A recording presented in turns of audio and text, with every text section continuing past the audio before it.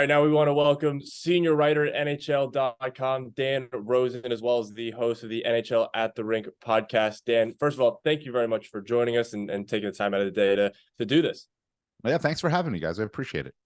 All right, so around Ranger World, big issue, big topic of conversation right now. Obviously, the Kakko injury on Monday against the Buffalo Sabres.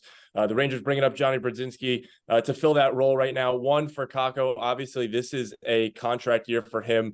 Many would say he obviously hasn't shown much offensively throughout his first few years in the NHL. Just how obviously it's not a season-ending injury as reported by the team, but for Kakko, how tough is this for him to get injured at this moment? It's a debilitating injury for him personally, professionally, for the team. It's a tough spot because he has not been off to a good start. He hasn't performed the way he wants to perform, especially in a contract year. And now we don't know how long he's going to be out, but we know it's going to be long term. So let's just say he's out till January, February. And I'm just speculating. I don't know. So that gives him the opportunity to come back and make a name for himself again, but he's coming off of a major injury. So it's a real tough spot for Kakko. The Rangers are going to go on without him. The NHL goes on without guys when they're hurt. You know, that happens.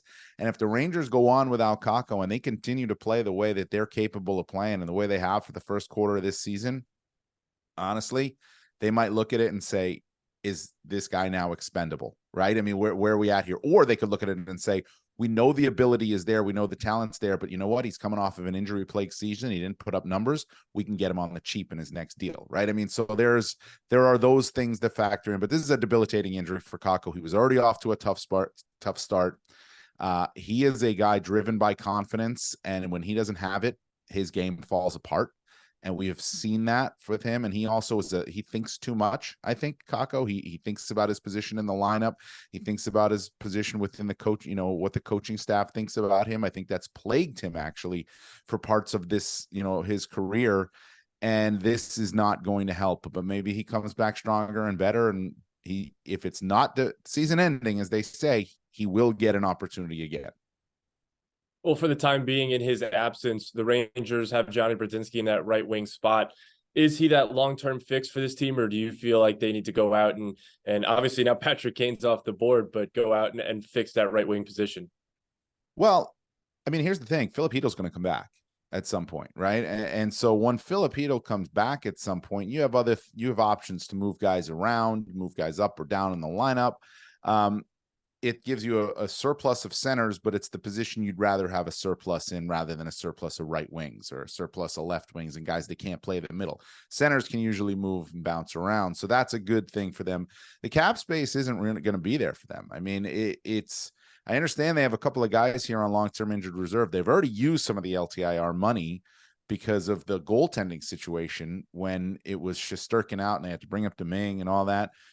And so I don't know that they're going to be able to have the cap space to go out and make any significant move. I also don't know that they're going to have the need to go out and make any significant moves. Sometimes we overlook we overlook what's right in front of us. We'll see where this team is at come February because we don't know right now. But if from all indications of what I see a team that's got chemistry, that plays well together. It's going to insert eventually a guy who is a very important piece in Filip Chytil into their lineup. And I would let that ride for a while without even considering making any other moves. Yeah, actually, you bring up a really good point and something I've been thinking about as well. If something's going so well as it has been for the Rangers, you know, is there a need to add at the trade deadline if you got a team that vibes really well together and, you know, plays really well together? Yeah, I think that happens all the time. And because it's the trade deadline and it's the flashy thing and people want to look at that. And I mean, we're talking trade deadline. It's still 3+ months away. I mean, we got to go through December, January, and February before we're there. So a lot can happen between now and then. But if you got something going right, don't look to change it. Why fix what's not broken? And this team right now, as we speak, they're 16-4-1. They have not lost back-to-back games. They're incredible so far at self-correcting, right? I mean, they didn't play well against the Buffalo Sabres on Monday and lose 5-1.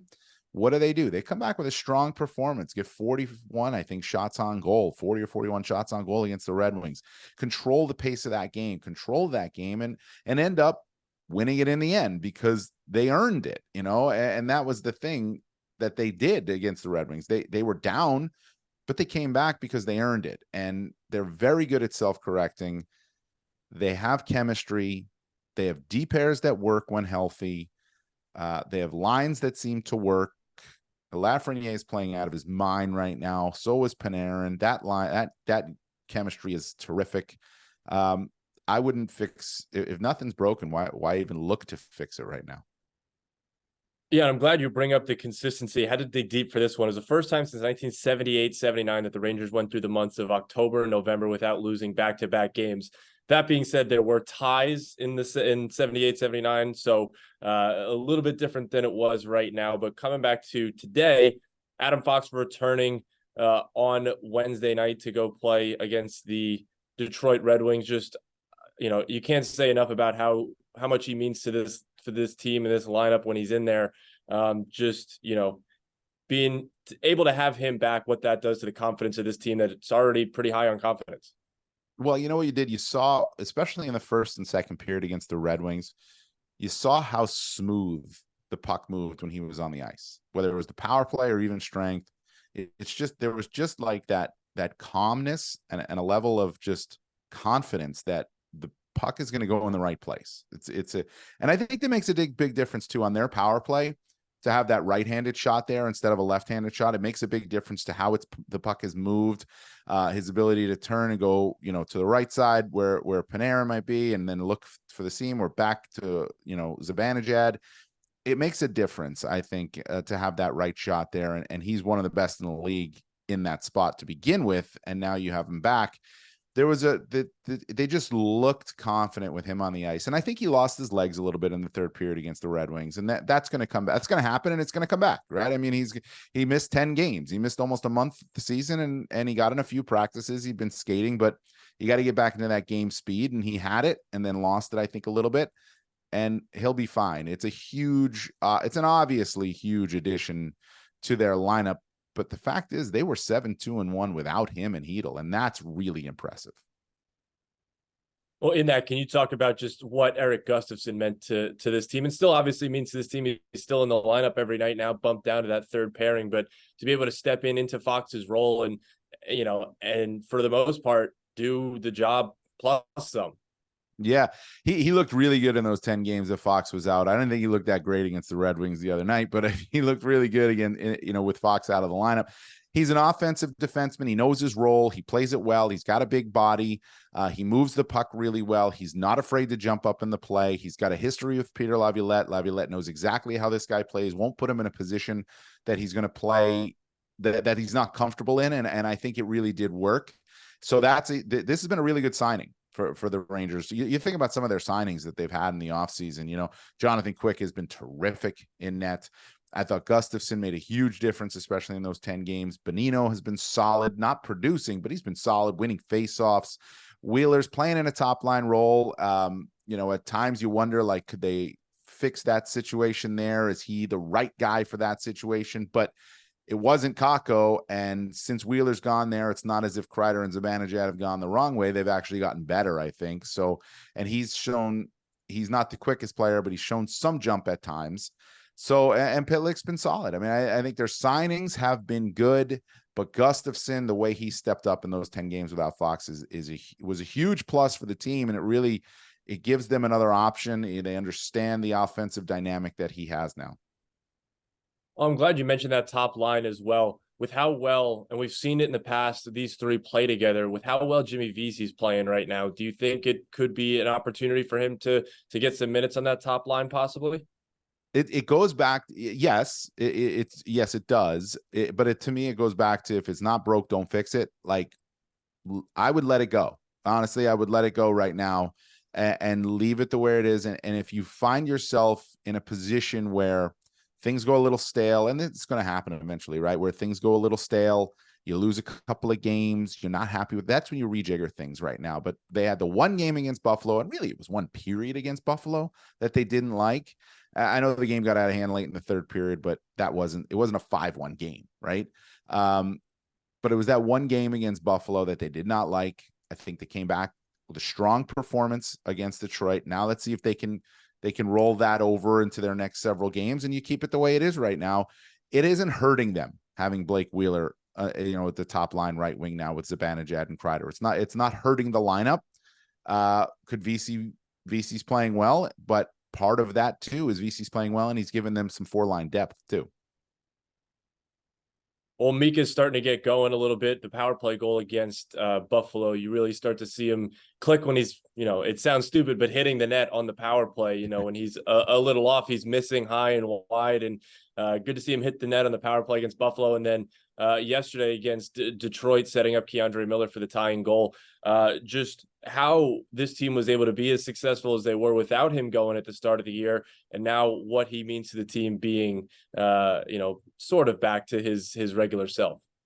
Well, the thing is, every time Mika Zibanejad's on the ice, he's a threat, right? I mean, he even if he's not going, he's a threat. If he's not hitting the net, he's still a threat, because you never know when he's going to, and that shot's going to get wired into the top. And he's got one of the best from that spot. That he's producing now, that's good for him, and that's good for his confidence. But I think he was the least of anybody's concerns on the New York Rangers when he wasn't producing. He was still playing a solid game. It just wasn't going in. Or it was the shot was 2 inches wide left, or 2 inches high, or 2 inches to the right, and it just wasn't there. He, like any goal scorer, when you pot a few, you start to feel really good about your ability to put it in. Zibanejad's no different in that way of thinking. But again, I mean, I thought his overall game was still pretty solid. And now when you're getting the extra offense from him, it's not a bonus because you need him to score, but it's a bonus now because he was doing all the other things too. This might be a little bit of a stretch to ask, but Selke nomination when it comes to Zibanejad, do you think that's a possibility? Maybe this year or down the road, because he has really emphasized his defense, and it looked like that at the start of the year as well. I think it should be. I mean, I think he is one of the top two-way centers in the game. We look at Mika Zibanejad, and when you see him, you see the hair flowing, you see him flying around the ice, you see the shot on the power play, the drive to the net, the chemistry with Kreider, all of the friendship with Kreider, all of that stuff. But he works hard in the defensive end. He's on the ice on PKs. He takes he handles tough assignments too. So yeah, I think so. I think if we're going to talk about Mika Zibanejad, and if you talk about guys like Alexander Barkov and Anze Kopitar, I think Nico Hischier belongs in that conversation. JT Miller now. I think Mika Zibanejad belongs in that conversation. And going back to that Kakko injury very quickly, I think the first thought of a lot of Ranger fans was, are we going to see Brennan Othmann now come up and play that right wing? I know he's listed as a left wing, but do you think the Rangers at some point during this Kakko injury give a look to Othmann?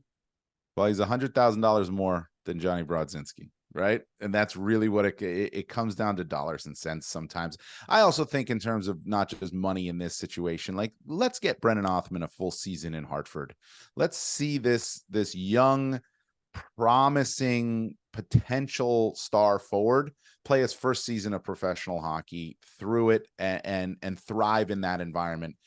It's not like they brought up some minor league scrub. Johnny Brodzinski's leading the American Hockey League in scoring. He's the captain of the Hartford team, right? I mean, so he comes in and he doesn't have to feel the pressure of being a point producer for this team, of being a first round pick, making his debut.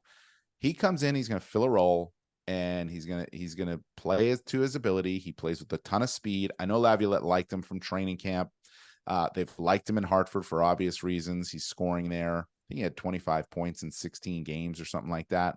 So he comes up. Give Othmann time. Let him breathe down there. I don't have any problem. And plus, yeah, it's $100,000 more that would have to go on their cap that they wouldn't have later on. All right, so let's wrap up with why everybody turns on the NHL every single night, and that's shot blocking, obviously. Oh, Jacob yeah. Trouba, Jacob Trouba, Nick Bonino, huge contributors to shot blocking this year. Came to a fold last night as well against Detroit. 2 huge shot blocks at the end by both Gaudreau and Jacob Trouba. Just how much of an emphasis this has become on this team, and I guess you can call it, for a lack of a better phrase, an epidemic, these shot blocks for the Rangers this year. Listen, if you can get in front of it and not let it get to your goalie, and you're going to get a clean block on it so it doesn't deflect to a different area, do it, right? I mean, the block that Trouba had, I think it was on DeBrincat late in the game, really, like with like 10 seconds left in the game against the Red Wings. Perfect block. He's in good position. DeBrincat's a terrific shooter. Great shot, right? And DeBrincat's in a prime scoring position. Trouba knows if he goes down, he can get that shot. You got to lay out and do it. Why let it get to your goalie and take that chance? Shot blocking is, people sometimes say like, oh, shot blocking is an art form. I've heard that before. No, it's not. Like, shot blocking is get down, get dirty. There's no artistic element to it. It's just get down, get dirty, and hope it doesn't smash you in the face. But they do it well. And Trouba's played really well this season. I got to give that guy a lot of credit. I mean, he plays really well. And I said it last night in the press box. I said, if I was a player on the other team and Jacob Trouba came on the ice, the first place I'd be going is right back to my bench. Well, don't talk about artistry and Jacob Trouba together. Apparently they didn't like it too much in Pittsburgh. Well, no, but he is an artist now. He is a painter. So maybe there is a little something to that. No, they don't like it wherever he hits guys. It's in Pittsburgh. They're still complaining about it, but that's what they do. But no, I mean, he's that type of player. There are so few and far between now in the National Hockey League. And as a fan of the game for a long time, I think there's a need for it. I mean, it's a physical game, and that's okay if you get physical, as long as it's within the boundaries of the rules. And then obviously, with this being one of the better starts in franchise history, do you think this is, a product of Laviolette coming in and getting the best out of these guys right at the start? This is what Peter does. I mean, this is his track record. He goes to a team and that team gets an immediate bump, because what he does is he typically will take over for a coach who has either, maybe lost his way with that team. The message isn't getting through anymore, and the structure breaks down. And he will come in and he's got very clear structure on how he wants his team to play. There is no bending those rules. If you're going to play, you're going to play that way. If it's a 1-3-1 through the neutral zone, whatever it is, man-on-man defense, defending in the D zone, and the guys buy in, and they buy in. Like, he's a very good coach. There's a reason he is one of the top coaches all time in the National Hockey League, and the Rangers are getting that bump. They are understanding too, and Mika Zibanejad talked to me about it last night after the win against Detroit. They're understanding what makes them successful, and what makes them successful is playing the way that Peter Laviolette is coaching them to play. But he's done this before. We've seen this bump before from the teams that Peter goes to. It works. That's why they hired him. All right, Dan Rosen, thank you very much for joining us. Appreciate you taking the time out of the day to come and talk with us. Yeah, I appreciate it. Thanks for having me.